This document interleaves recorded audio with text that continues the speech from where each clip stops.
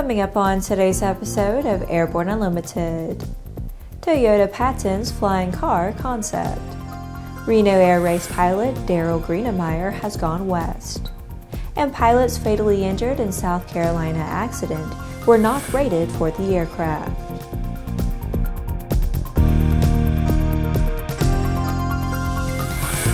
Hello, I'm Laura Hudson. It's October 5th, and this is Airborne Unlimited. Toyota has received a patent for its dual-mode vehicle with wheel rotors, fling car concept, and released details to the public. The design incorporates the machine's rotors into the wheels. When operating in driving mode, the rotors fold into the interior of the wheel rim. For flight, the rotors extend on arms above the aircraft.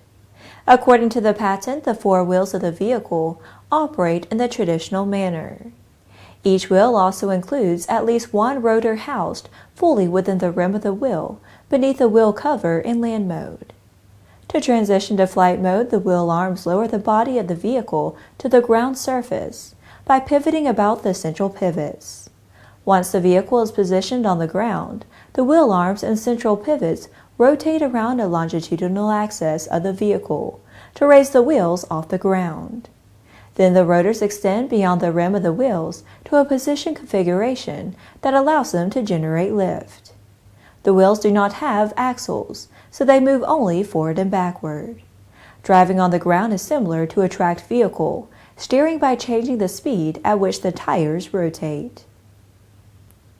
After the break, Trig Avionics to establish its new regulatory headquarters in the Netherlands. The dream is real, a truly affordable personal jet aircraft. The Subsonics Personal Jet Kit is priced at only $42,000. Kit plus engine is still under $100K. Add instruments, upholstery, and paint and you're flying. It's time to put your money where your bucket list is. Learn more at sonicsaircraft.com.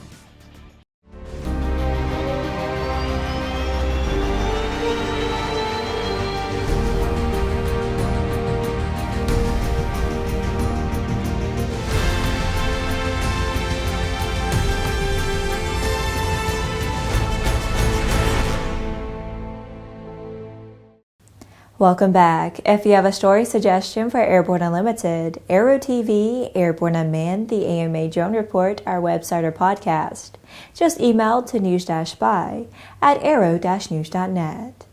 With so much news coming out of the aviation industry, we're summarizing some other interesting stories in a brief segment we call Around the Patch.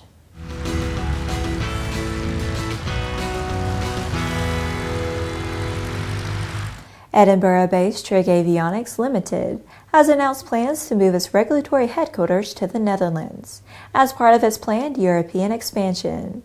From spring 2019, production and certification of Trig products will be controlled from the Trig office in the Netherlands.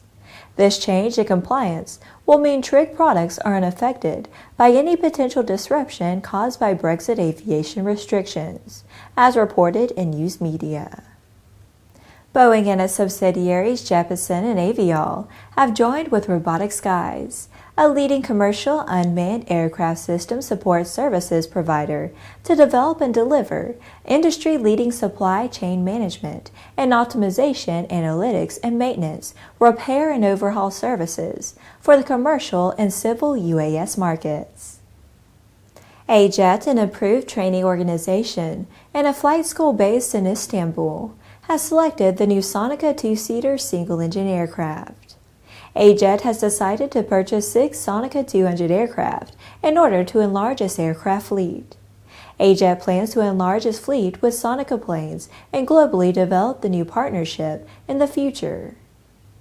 Gulfstream Aerospace has acquired the NORDAM Group Incorporated manufacturing line that produces nacelles for the Gulfstream G500 and Gulfstream G600. Gulfstream had been operating the Tulsa, Oklahoma-based line since early September, as part of an agreement with NORDAM to address its July bankruptcy filing. NORDAM had been producing the nacelles for the Gulfstream G500 and G600 engine supplier Pratt & Whitney Canada. Well, that's it for today's trip around the patch. Now let's move on to the rest of the news. A former Air Force Reserve pilot who went on to work at Lockheed, where he became an SR-71 test pilot, has gone west. Darryl Greenamyer passed away Monday in Indio, California, at age 82. Greenamyer used connections made at Lockheed Skunk Works to modify racing planes. He won his first unlimited class race at Reno in 1965 and went on to become the third most successful competitor in the history of the race. Among his records on August 16th, flying the highly modified Grumman F-8 F2 Bearcat Conquest 1, Greenamyer broke the 30-year-old FAI Class C1 Group 1 3-kilometer speed record with a speed of 419.75 knots. He won the National Air Races 6 times with the airplane before donating it to the Smithsonian in 1977. On October 24, 1977, Greenamyer, flying a modified F-104 Starfighter Red Baron, set an FAI Class C1 Group 3 3-kilometer speed record of 858.77 knots, which still stands. The Red Baron was lost as Greenamyer was preparing to attempt the FAI altitude record. He was unable to lock the landing gear in place before landing on a practice flight, and he was forced to eject from the airplane, which was destroyed. After these messages, pilots fatally injured in South Carolina accident were not rated for the aircraft. There's a difference between charting a steady course and pushing for the ceiling. And for nearly a century, Hartzell Propeller has been defining that difference. It's in our passion for engineering and research and our dedication to testing the limits of performance. We are built on honor. We are Hartzell Propeller. Concorde's recombinant gas RG series sealed battery technology produces a high-performance battery with the advantages of being pre-tested and fully charged at the factory. Find out more about Concorde's entire line of batteries at www.concordebattery.com.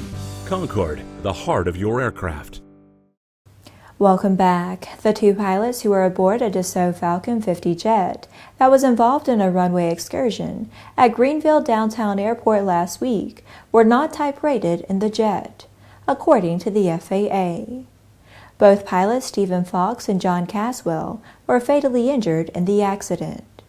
Authorities have determined that Caswell was the pilot of the airplane, but he was not rated to serve as a pilot in command of a Falcon 50 and was qualified for second-in-command privileges for the aircraft. The other pilot, Stephen Fox, was not rated for jets at all, holding only a private pilot certificate for VFR flight. Caswell did an ATP certificate and was type-rated in Learjets and Gulfstream jets, according to FAA records. Logbooks show that Caswell had some 11,600 hours to his credit, while Fox had about 5,500 hours, according to the NTSB. The accident occurred after the airplane had landed at Greenville under VFR conditions. After touching down, it skidded off the runway and fell down a 40 to 50-foot embankment, and the airplane broke off behind the cockpit. There were 2 passengers aboard the aircraft at the time of the accident. Well, that's our program for today. Remember that Airborne Unlimited is streamed on Monday, Wednesday, and Friday, alternating with Airborne Unmanned on Tuesday and the AMA Drone Report each Thursday. Additional breaking news bulletins may be posted for important stories that fall outside of our normal deadlines. If you're watching us on YouTube, please subscribe and do check us out on Facebook and Twitter.